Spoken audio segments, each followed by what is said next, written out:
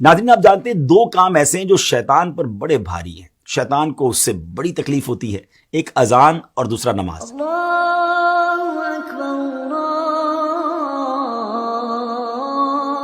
اکبر۔ جی ہاں، جب اذان ہوتی ہے تو شیطان کئی میل دور بھاگ جاتا ہے اور نماز تو اس کی ناک رگڑوا دیتی ہے، مگر ایسا بدبخت جو نماز اور اذان سے اتنی تکلیف محسوس کرتا ہو، اس نے ایک بار ایک بزرگ ہستی کو نماز کے لیے جگایا۔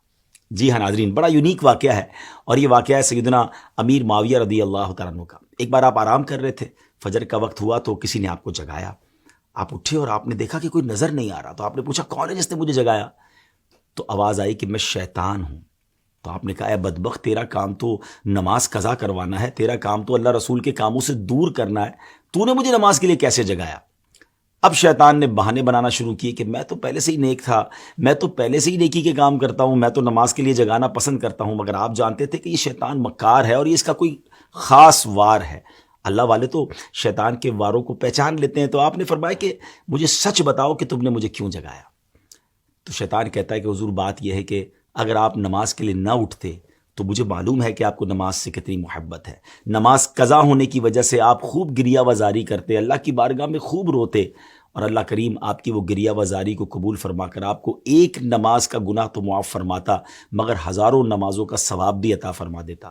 تو میں نہیں چاہتا کہ آپ کو ہزاروں نمازوں کا ثواب ملے، اس لیے میں نے آپ کو جگا دیا، کیونکہ میں مسلمانوں کا خیر خواہ نہیں، اور میں نہیں چاہتا کہ مسلمانوں کو زیادہ نیکیاں مل سکیں۔ پیارے اسلامی بھائیو، بظاہر تو یہ ایک واقعہ ہے، لیکن ہمارے لیے اس میں بڑا درس ہے، کیونکہ شیطان پہلے تو ہمیں نیکیاں کرنے نہیں دیتا، اچھا پھر ہم نیکیاں کرنے لگ جائیں تو وہ نیکیوں میں کمی کروانے کی کوشش کرتا ہے۔ آپ نے دیکھا ہوگا شروع میں بہت سارے لوگ جو نماز شروع کرتے ہیں تو سنت غیر موقدہ بھی پڑھتے ہیں، فرض بھی پڑھتے ہیں، نوافل بھی پڑھتے ہیں، لیکن آہستہ آہستہ پھر نوافل کم ہو جاتے ہیں، پھر ہم نے دیکھا کچھ لوگوں کی سنتیں کم ہو جاتی ہیں، اور ایک وقت آتا ہے کہ پھر نماز بھی چلی جاتی ہے۔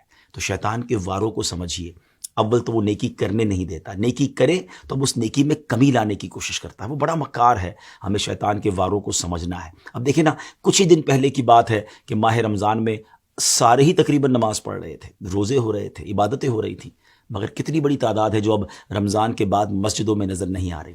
ایسا لگتا ہے نا کہ شیطان اپنے واروں میں کامیاب ہو گیا۔ اسٹرانگ بنیے، ہم رمضان میں بھی اللہ کے بندے ہیں، ہم رمضان کے بعد بھی رب کے بندے ہیں، نماز صرف رمضان میں تو فرض نہیں ہے نا۔ کتنی عجیب بات ہے کہ ایک چاند دیکھ کر ہم مسجد کو آباد کر دیتے ہیں، اور ایک چاند دیکھ کر ہم مسجد کو ویران کر دیتے ہیں۔ آئیے ایک بار پھر مسجد سے رابطہ جوڑیے، شیطان کے واروں میں نہ آئیے، بلکہ شیطان کو پریکٹیکلی جواب دیجیے کہ ہم شیطان کے نہیں، ہم رحمان کے بندے ہیں۔ اللہ کرے دل میں اتر جائے میری بات۔